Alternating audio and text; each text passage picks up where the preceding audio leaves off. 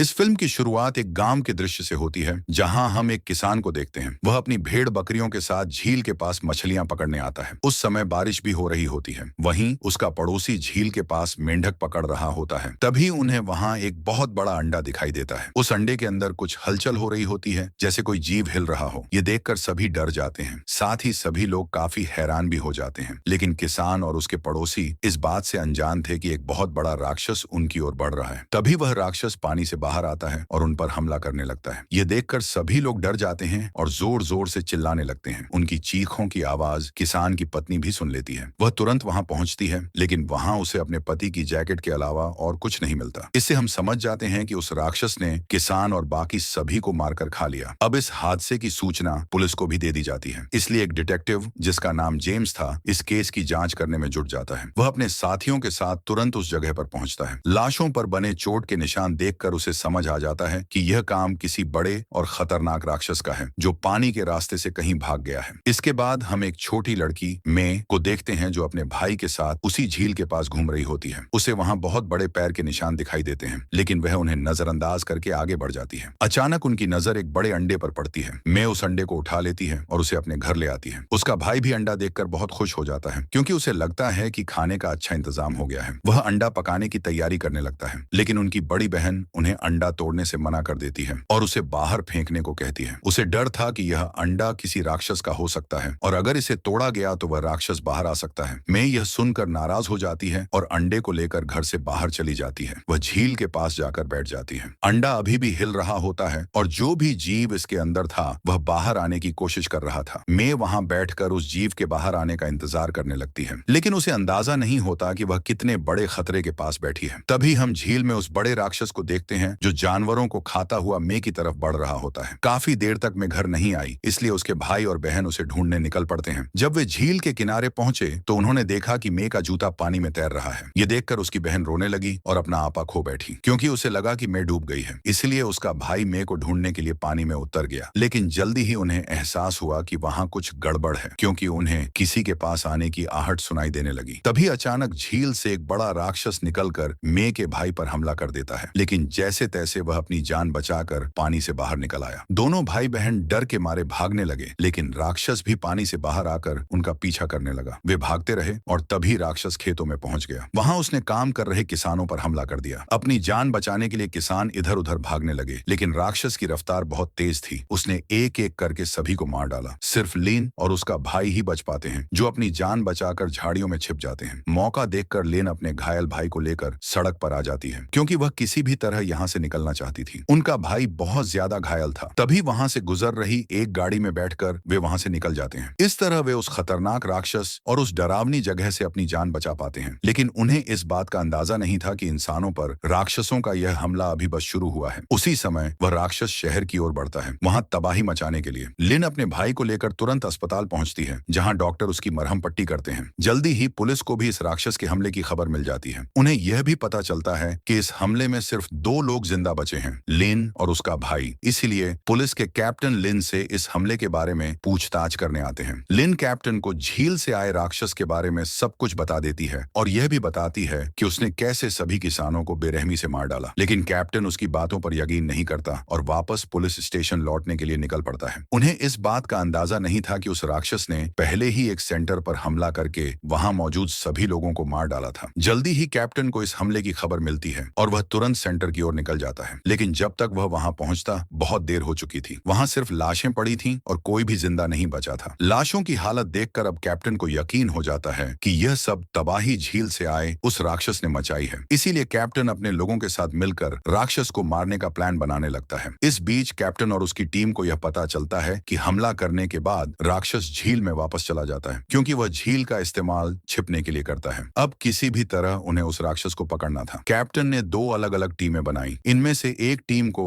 Detective James lead कर रहा था। उन्होंने पूरा प्लान तैयार कर लिया कि राक्षस को कैसे पकड़ना है। जब जेम्स वहां से निकलने ही वाला था, तभी उसे एक और बुरी खबर मिलती है। उसे अपनी बेटी के स्कूल जाना पड़ता है। जेम्स की बेटी काफी शरारती थी और अक्सर स्कूल में लड़ाई झगड़े और तमाशा करती रहती थी। आज भी उसने स्कूल में हंगामा कर दिया था, जिसके कारण जेम्स को वहां जाना पड़ा। वह प्रिंसिपल से माफी मांगता है और अपनी बेटी को साथ ले लेता है। इसके बाद वह झील की ओर निकल पड़ता है, ताकि अपनी टीम के साथ जुड़कर उन्हें समझा सके कि कि क्या करना है और राक्षस को कैसे पकड़ना है। उधर हॉस्पिटल में लिन अपने भाई का ख्याल रख रही होती है। तभी उसका भाई एक डरावना सपना देखता है जिसमें वह राक्षस से लड़ने और उसे हराने की कोशिश कर रहा होता है। लेकिन अचानक उसकी आंख खुल जाती है। वह अपनी बहन लिन से बात करने की कोशिश करता है, लेकिन उसे महसूस होता है कि राक्षस के हमले की वजह से वह बोलने की क्षमता खो चुका है। लिन यह भी नोटिस करती है कि उसके भाई का बर्ताव काफी अजीब हो गया है। उसकी शारीरिक हालत भी बदलने लगी थी। उसकी बॉडी से एक तरह का लिक्विड तरल पदार्थ निकलने लगा था जो वैसा ही था जैसा राक्षस से निकलता था या अंडे पर लगा हुआ था। साथ ही उसके भाई को राक्षस जैसे अजीब और डरावने ख्याल भी आने लगे। सबसे चौंकाने वाली बात यह थी कि उसका भाई जैसे दिमागी तौर पर राक्षस से जुड़ गया था। जब भी राक्षस लोगों पर हमला कर रहा था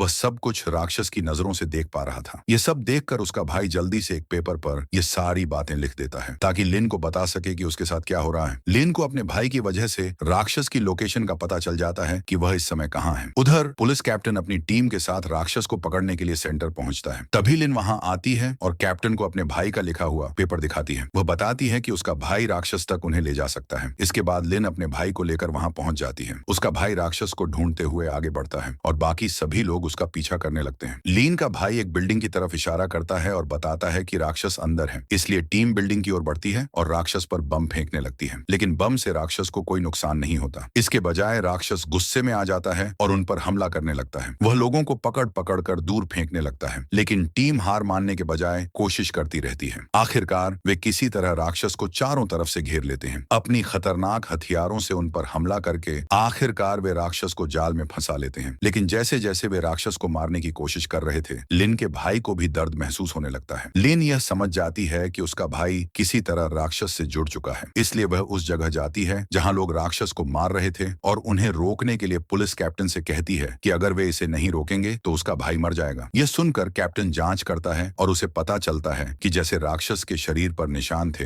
वैसे ही निशान लिन के भाई के शरीर पर भी बने हुए हैं। अब कैप्टन के पास राक्षस को सिर्फ पकड़ने का ही एक तरीका बचता है। उसे मौत से बचाने के लिए वह राक्षस को अपनी गाड़ी में लॉक कर देता है और अपने साथियों को कहता है कि राक्षस पर नजर रखें। लेकिन बाकी लोग नहीं चाहते थे कि राक्षस को जिंदा छोड़ा जाए, इसलिए उन्होंने पुलिस को चारों ओर से घेर लिया और राक्षस को मारने की मांग करने लगे। इससे जाहिर है कि लिन के भाई की जिंदगी को भी खतरा था। डिटेक्टिव जेम्स अपने साथियों के साथ झील की दूसरी तरफ पहुंचता है जहां उन्हें एक बहुत बड़ा अंडा मिलता है। साथ ही उन्हें वही बड़ा पैर का निशान भी दिखाई देता है। इससे वे समझ जाते हैं कि यह निशान झील के राक्षस का है जो दूसरा बड़ा राक्षस हो सकता है और अब भी पानी में होगा। इस पैर के निशान का आकार बहुत बड़ा था, जबकि पहले वाला राक्षस जो तबाही मचा रहा था उसका पैर इससे छोटा था। इसलिए जेम्स को यह समझ में आता है कि यहाँ सिर्फ एक नहीं बल्कि कई सारे राक्षस हो सकते हैं। तभी उन्हें एक सर्वाइवर के बारे में खबर मिलती है जो राक्षस के हमले से बच गई थी। वह सर्वाइवर कोई और नहीं बल्कि लिन की बहन थी। उसे देखकर डिटेक्टिव जेम्स काफी हैरान और परेशान हो जाता है, क्योंकि वह सोचता है कि वह इतने समय तक राक्षस के सामने रही, लेकिन राक्षस ने उसे अब तक क्यों नहीं मारा। साथ ही उसके पास राक्षस का अंडा भी था जिसे वह घर से लेकर भागी थी। इसके बाद डिटेक्टिव जेम्स अपनी गाड़ी में बैठ जाता है और वह लेक में कुछ बहुत बड़ी चीज को नोटिस करता है जो अगले ही पल उनके सामने आ जाती है। यह दरअसल वही सबसे बड़ी राक्षस थी और पैर के निशान इसी का था। जो राक्षस शहर में तबाही मचा रहा था वह इस राक्षस का साथी था। उसे देखते ही टीम गोलियां चलाने लगती है। गोलियों की आवाज सुनकर डिटेक्टिव जेम्स भी वहां आ जाता है, लेकिन वहां उसे कोई भी नहीं दिखता। सिर्फ गाड़ियों पर लगा हुआ खून ही वह देख पाता है, यानी उस बड़ी राक्षस ने सबको मार डाला था। तभी उसकी नजर सामने बैठे एक ऑफिसर पर पड़ती है जिसने गाड़ी में छुपकर अपनी जान बचाई थी, और तभी अचानक वह विशाल राक्षस वहां आ जाता है जो और भी ज्यादा खतरनाक लग रहा था। उसे देखकर जेम्स गाड़ी के पीछे छुप जाता है, लेकिन फिर उसे एहसास होता है कि उसकी बेटी भी गाड़ी में है। इसलिए वह रेडियो के जरिए अपनी बेटी से संपर्क करता है और उसे चुप रहने के लिए कहता है। तभी उसकी बेटी की नजर अंडे पर जाती है जो हिल रहा था। जैसे ही अंडे को विशाल राक्षस देखता है वह भी इस दिशा में आने लगती है, क्योंकि यह अंडा उसी का था। यह देखकर जेम्स की बेटी डर जाती है और शोर मचाने लगती है, लेकिन मैं उसे शांत करवाती है। दोनों बहुत डर गई थी। विशाल राक्षस गाड़ी की खिड़की के पास आकर उसे टक्कर मारने लगता है ताकि वह अपना अंडा ले सके जो चुराया गया था। टक्कर मारने की वजह से दोनों की जान मुसीबत में फंस गई थी। यह देखकर जेम्स को अपनी बेटी की फिक्र होने लगी और वह बिना सोचे समझे सामने आकर राक्षस पर गोली चलाने लगता है। इससे राक्षस को गुस्सा आ जाता है और वह अपनी दुम से जेम्स पर वार करती है, जिससे वह पानी में गिर जाता है। यह देखकर बचा हुआ ऑफिसर जेम्स की मदद करता है और उसे पानी से बाहर निकालता है। साथ ही वह गैस टैंक को भी गाड़ी से बाहर निकालता है, जबकि राक्षस अपना अंडा वापस लेने में व्यस्त होती है। जल्दी ही वह खिड़की का शीशा तोड़ देती है, लेकिन जेम्स की बेटी गाड़ी के अंदर ही थी। इससे पहले कि राक्षस उसे मार पाती, ऑफिसर उसकी तरफ